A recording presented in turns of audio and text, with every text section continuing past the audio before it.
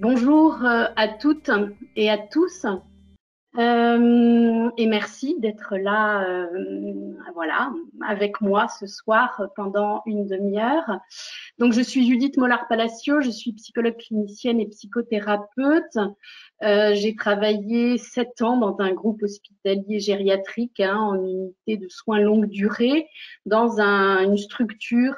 spécialisée dans l'accompagnement des personnes atteintes de maladies d'Alzheimer ou de maladies apparentées. Et puis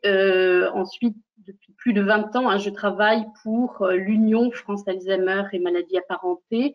en ayant également une pratique clinique en libéral. J'ai aussi eu de nombreuses années une activité de formation des professionnels du soin à domicile et en établissement. Donc ce soir, l'Institut France Alzheimer, qui est un organisme qui a vu le jour en 1991, qui est l'organisme de formation donc créé par France Alzheimer et maladies apparentées, et qui s'est spécialisé dans une offre de formation en direction donc des professionnels du soin qui accompagnent des personnes malades atteintes de maladies d'Alzheimer ou de maladies apparentées. Et donc, dans ce contexte très particulier du confinement, notre institut trouvait tout à fait pertinent de maintenir quelque chose d'une continuité, d'une forme de continuité. Donc, dans ce temps de la distanciation sociale, nous sommes derrière des écrans pour ce cycle de conférences. Donc, c'est la 5e conférence. Il y a d'abord eu un premier cycle de 4 conférences et là, on démarre donc ce 2e cycle avec cette conférence sur le travail de nuit en établissement en ce temps du confinement. Donc, je vous propose d'apporter quelques éléments de réflexion pendant à peu près 20 minutes et puis que vous puissiez, pendant ce temps-là, poser des questions grâce au bouton questions et des questions que je pourrais lire et auxquelles je pourrais répondre. Évidemment, ces échanges sont sous le sceau d'un cadre de bienveillance, de non-jugement, sans entrer dans aucune forme de polémique. Alors, par rapport à cette question du travail de la nuit, du travail des professionnels de nuit, il me semblait important de revenir sur qu'est-ce que pouvait être et quelle pouvait être la problématique autour du sommeil quand il s'agissait d'intervenir pendant le temps de la nuit. Donc, on sait bien que le sommeil demande un lâcher-prise qui peut être angoissant, on l'a tous éprouvé, un lâcher-prise parce qu'il faut accepter une forme d'inconnu, c'est accepter de ne plus contrôler la situation et d'être éventuellement d'ailleurs en contact avec son inconscient, à travers les rêves, notamment les cauchemars. Et voilà, on voit donc que ce lâcher-prise au moment du sommeil, notamment pour les personnes âgées, fragilisées, vulnérables, est particulièrement angoissant. Je voulais faire une petite parenthèse d'ailleurs sur le cas particulier des maladies neurodégénératives. D'une part, dans la maladie d'Alzheimer, on voit bien comment il peut, dans l'avancée de la maladie, y avoir quelque chose de moins entre la vie interne, la vie externe, et on voit parfois le rêve qui n'a plus tout à fait un statut de rêve et qui devient réalité, avec toute l'angoisse que ça peut représenter, comme si le monde interne n'était plus tout à fait limité et qu'il y avait comme ça quelque chose qui pouvait devenir réalité. Et puis plus encore pour les personnes atteintes de maladies à corps de Lévy, on sait qu'il y a des troubles importants du sommeil paradoxal et que ces personnes peuvent également avoir ce qu'on appelle des rêves actés, c'est-à-dire que ce qui les agite de rêves nocturnes vient s'agir pendant la nuit. Elles peuvent se mettre à parler, à crier, à bouger, à tomber. Et ça, c'est une particularité des maladies à corps de Lévy, avec des réveils souvent extrêmement angoissants. En tout cas, moi, c'est ce qui m'apparaît dans ma pratique clinique. Bref, ce qu'on peut dire, c'est que le sommeil, dans ce dans ce cadre-là, confronte évidemment beaucoup le sujet âgé, le sujet malade à sentiment de solitude et peut-être un sentiment de solitude, de cette solitude inéluctable qui est finalement la fin de notre vie. Donc,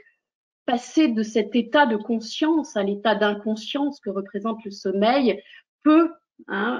venir réactiver des angoisses de passage de la vie à la mort, notamment quand on est dans une position allongée, sous un drap, peut-être plus encore pour les personnes qui ne peuvent plus se mouvoir et qui sont évidemment beaucoup plus vulnérables. Parfois, quand on doit leur mettre des barrières, enfin pour contenir et pour éviter les chutes. Bref, tout ça participe évidemment à quelque chose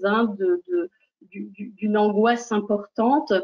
d'autant plus que dans les établissements, c'est peut-être aussi un espace qui peut être où il peut y avoir des intrusions, des résidents peuvent entrer dans leur chambre, peuvent même venir se mettre dans le lit. Donc voilà, en tout cas, un sentiment de sécurité qui est souvent difficile à installer, difficile à contenir. Et puis, pour les personnes atteintes de maladie d'Alzheimer ou de maladies apparentées, bien évidemment, la nuit, c'est aussi ces réveils nocturnes où la personne n'est plus en mesure de se réorienter dans le temps, dans l'espace, et qui peut entraîner comme une sorte de confusion avec là aussi de grandes expressions d'anxiété et parfois des demandes de mise en activité parce que on ne sait plus que c'est la nuit et qu'il est nécessaire de continuer à dormir et qui ont ce besoin de se mettre en activité. Voilà. Alors, on voit aussi que à ce moment de la nuit ou pendant la nuit, cette peur que je viens d'expliquer, de commenter, cette peur de ne pas se réveiller, cette peur peut conduire souvent la personne âgée à avoir des plaintes incessantes qui peuvent d'ailleurs être ciblées sur des douleurs plutôt physiques, des difficultés respiratoires, des gènes au niveau des membres,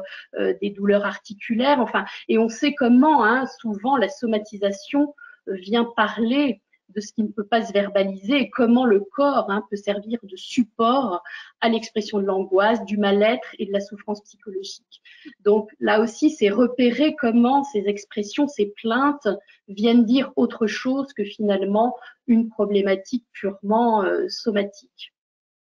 Donc, l'enjeu pour les professionnels de la nuit, c'est vraiment de pouvoir fournir, de pouvoir contenir, de pouvoir offrir un environnement avec une sécurité la plus optimum possible. On peut dire que les intervenants de nuit sont les garants d'un climat sécurisant et d'une écoute bienveillante pour que les angoisses, l'agitation puissent se dire, puissent se partager.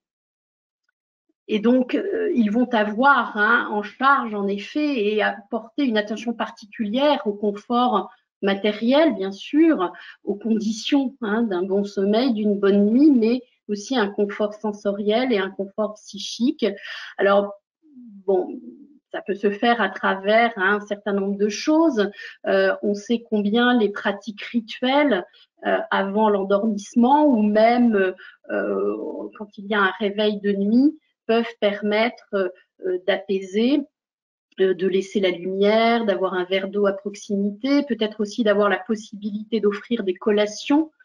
qui vont être un moyen de calmer l'anxiété, de répondre à un besoin de réassurance, de contenance. Ce que me disent aussi, j'ai pu écouter des professionnels, des soignants de la nuit, c'est que c'est en même temps un moment de confidence. Il y a eu la journée, il y a eu les interactions avec les soignants du jour, avec les familles, avec les activités qui sont proposées. Et puis, la nuit, quelque chose aussi s'apaise, se calme. Les angoisses, comme je le disais, émergent, mais ce peut être aussi un moment privilégié d'échange, de partage dans une relation duelle avec les professionnels du soin. Mais on voit bien que pour apporter ce sentiment de sécurité nécessaire à la nuit, eh bien, il faut évidemment que ces professionnels du soin de la nuit doivent se sentir eux-mêmes en sécurité. Même si c'est souvent des soignants qui ont choisi de travailler la nuit plutôt que le jour pour différentes raisons, parce que ça permet peut-être de consacrer plus de temps à sa vie personnelle, peut-être parce que c'est aussi être moins sous moins en interaction directe avec le management ou avec les familles, mais n'empêche que c'est pas anodin de travailler la nuit et que les soignants ne sont pas eux-mêmes à l'abri de ressentir un sentiment d'insécurité et il ne faut pas en effet négliger l'angoisse que ces soignants peuvent pouvoir rencontrer dans leur pratique quotidienne, notamment évidemment dans cette période de pandémie. Et moi, j'en ai eu là quelques retours qui étaient extrêmement difficiles, des soignants qui se retrouvaient souvent sans contact avec un référent médical, qui se sont retrouvés aussi parfois à solliciter les services d'urgence et quand il était évoqué l'âge du sujet dont il était question, que l'on renvoyait à SOS médecins, enfin vraiment des situations avec aucun finalement référent à qui pouvoir relayer ce qui se passait, relayer des situations de détresse psychologique, mais aussi de détresse physique, de détresse respiratoire. Donc, des professionnels, en tout cas particulièrement impactés, je trouve, en cette période de confinement et que peut-être on oublie un peu trop souvent. Et on voit bien aussi donc comment la solitude des personnes âgées, une solitude qui se révèle d'autant plus la nuit, vient résonner avec la solitude, l'isolement que peuvent éprouver les équipes de soins.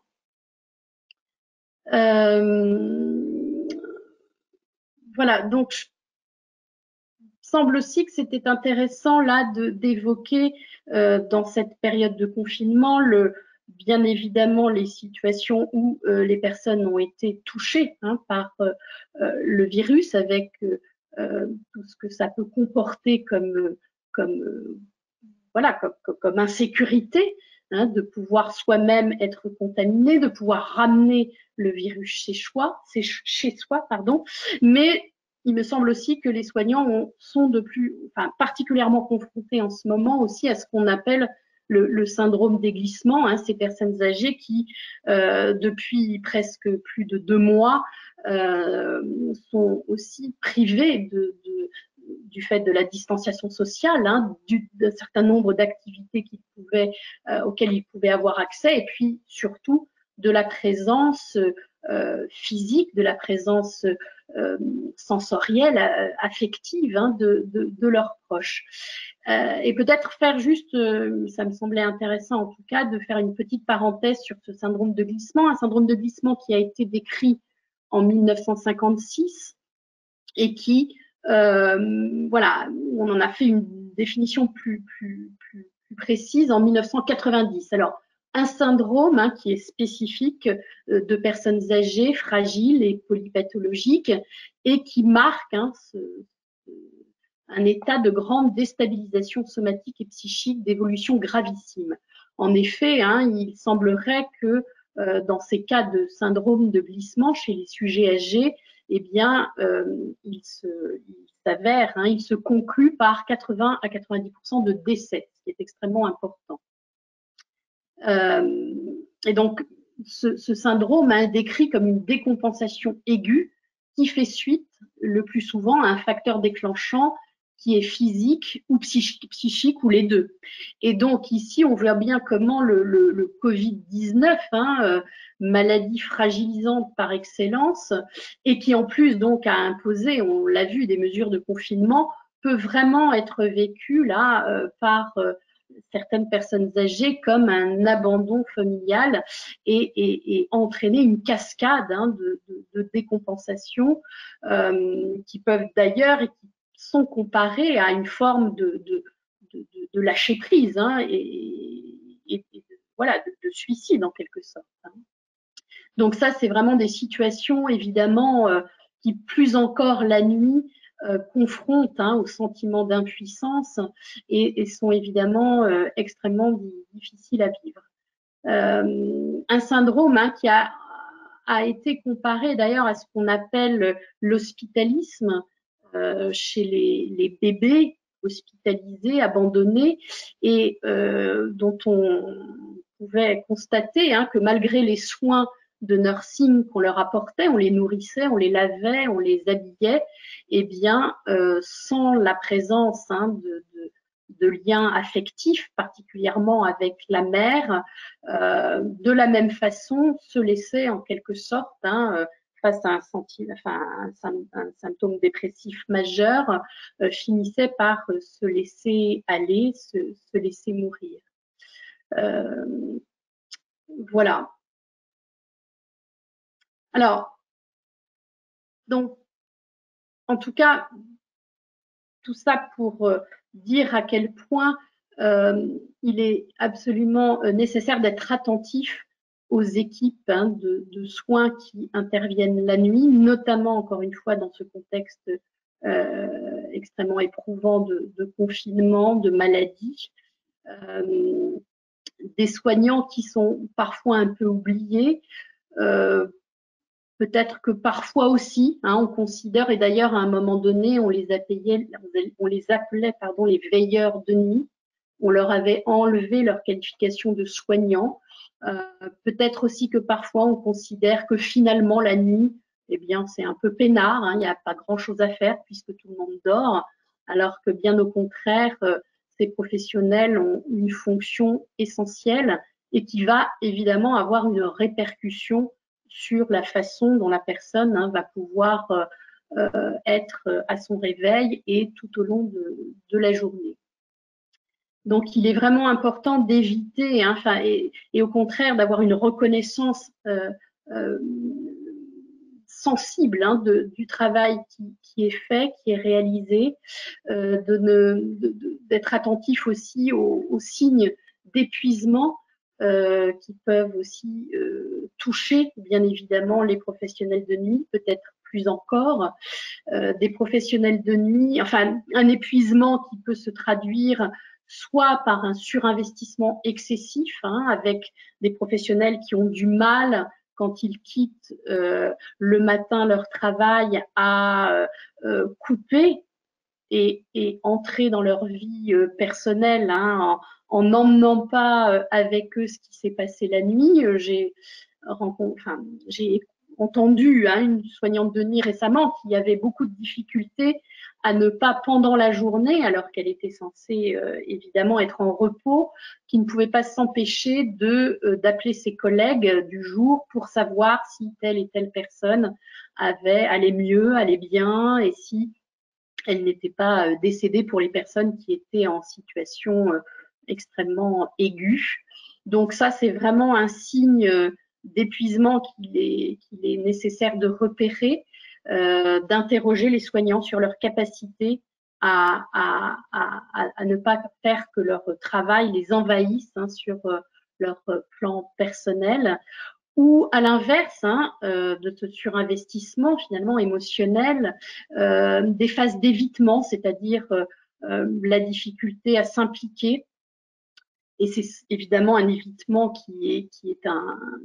mécanisme de défense, c'est mettre de la distance psychique, émotionnelle par rapport à ce que l'on vit, par rapport à ce que l'on accueille aussi de l'angoisse et de l'anxiété de l'autre. Voilà, ça peut se traduire aussi, ces problèmes d'épuisement, par une forme d'apathie, hein, une fatigue, un manque d'énergie, et puis du coup, hein, dans sa vie personnelle, une difficulté à poursuivre ses activités, à voilà, à faire des choses pour soi, hein, qui soient en dehors de la vie professionnelle.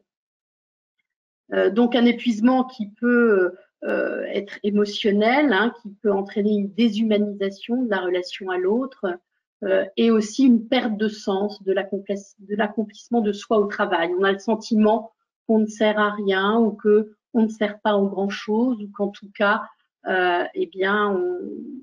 voilà, on n'empêchera pas, en tout cas, ça c'est évident, hein, de faire que ces personnes âgées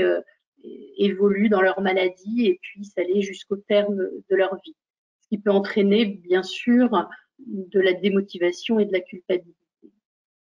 Donc ça, c'est vraiment très important de pouvoir repérer l'ensemble de ces signes. Et pour cela, évidemment, il faut pouvoir offrir un espace d'expression aux professionnels de la nuit. Je pense que c'est absolument indispensable. On peut tout à fait organiser des temps d'analyse de pratique la nuit. Notamment, on a découvert dans ce temps du confinement les outils virtuels, les outils à distance, et de pouvoir organiser des analyses de pratique avec les psychologues qui travaillent en EHPAD régulièrement. Ça peut se faire voilà, de 10h à 11h. Enfin, on peut trouver des espaces possibles. C'est aussi important quand les EHPAD parlent de leur volonté d'avoir une approche globale du sujet qui est accueilli dans les établissements, et bien de considérer qu'évidemment les transmissions, tout ce que va pouvoir transmettre les professionnels de la nuit aux professionnels du jour,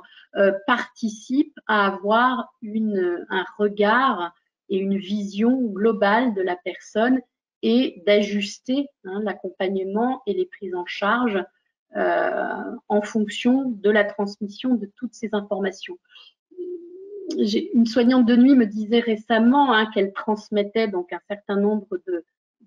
d'informations le matin à l'infirmière qui prenait la relève, et elle me disait on a l'impression qu'on se plaint toujours, que en tout cas quand on transmet que Madame Untel a été douloureuse, qu'elle a été anxieuse, qu'elle s'est réveillée, qu'elle est moins bien qu'elle était, eh bien que c'est toujours entendu comme une plainte. Et peut-être que en effet ce que perçoivent les professionnels du jour du résident n'est pas tout à fait ce qu'évoquent les professionnels de nuit du résident. Mais en même temps, eh bien, on n'est pas le même le jour et la nuit. Et comment donner de l'importance à ce que peuvent transmettre ces professionnels de nuit sans considérer qu'ils en rajoutent ou qu'ils ont une vision plus pessimiste que celle que peuvent en avoir les professionnels de jour. Et ça, je crois que c'est vraiment important d'être attentif à ce qu'ils disent, même si on a le sentiment que nous, on ne perçoit pas tout à fait la même chose quand on a la personne et quand on voit la personne le jour. Donc, je crois que c'est voilà, vraiment important eh bien qu'il y ait une réflexion aussi institutionnelle, un projet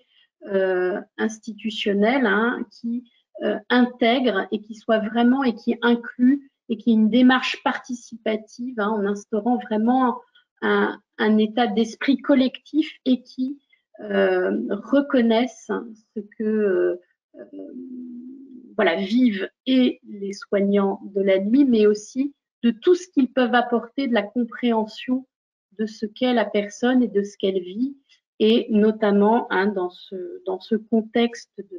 de pandémie, je pense qu'il y a eu des ratés, peut-être parce que c'était difficile au début, les EHPAD ont été saisis et ont dû agir très rapidement et mettre en place des choses très rapidement, mais j'ai le sentiment que souvent il y a eu un déficit d'information, que les choses ne sont pas toujours passées aux professionnels hein, de la nuit. Par exemple, hein, des professionnels se sont retrouvés à faire une toilette mortuaire la nuit parce qu'une personne était décédée hein, du Covid, alors qu'elle n'en avait pas l'autorisation, puisque ça a été une des mesures hein, de ne pas faire les toilettes mortuaires quand quelqu'un décédait du Covid. Donc, par exemple, une information qu'elles n'ont apprise qu'après coup. Et ça, c'est évidemment très difficile à vivre. On a le sentiment eh bien, d'être un peu oublié dans l'histoire. Et donc, je pense aussi, je vois qu'il n'y a pas de questions. Mais voilà, je pense que les psychologues, les paramédicaux peuvent vraiment, je crois, hein, développer des outils pour penser et réfléchir le travail de nuit, penser à ce qu'on peut mettre en place la nuit. Voilà, on pourrait imaginer, on sait bien que peut-être on parle de l'objet transitionnel hein, chez le jeune enfant, qui est un objet qui va permettre hein, de se laisser aller, notamment au moment de la nuit, au sommeil, qui est un élément de réassurance.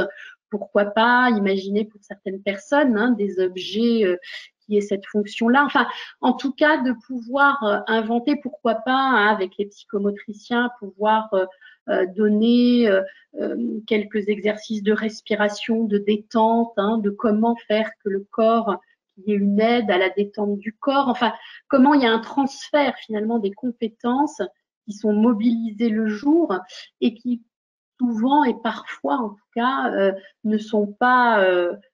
développés, ne sont pas transmis, n'arrivent pas jusqu'aux professionnels de la nuit. Donc il y a certainement encore des choses à inventer et surtout faire qu'il y ait une articulation hein, et que ce ne soit pas simplement des transmissions qui passent du jour à la nuit, de la nuit au jour, mais qu'il y ait un travail de réflexion sur voilà, tout ce qui peut être mis en place pour aider et reconnaître le travail des professionnels de la nuit. Voilà, bah écoutez, j'ai l'impression, hein, qu'il n'y a pas de questions, dans les quelques minutes hein, qui restent, je voulais vous annoncer qu'il y aurait une prochaine conférence le 13 mai à 18h30, donc sur le thème de vie et deuil dans le contexte de la crise sanitaire actuelle, qui sera animée par Marie Dehenzel, hein, qui est une psychologue connue sur ce sujet, et le 19 mai à 18h30 sur le thème « Comment la crise sanitaire nous interroge dans nos pratiques et nos relations avec la personne atteinte de la maladie », et qui sera, elle, animée par Geneviève Demour, qui est gériatre et présidente hein, de France Alzheimer Dordogne.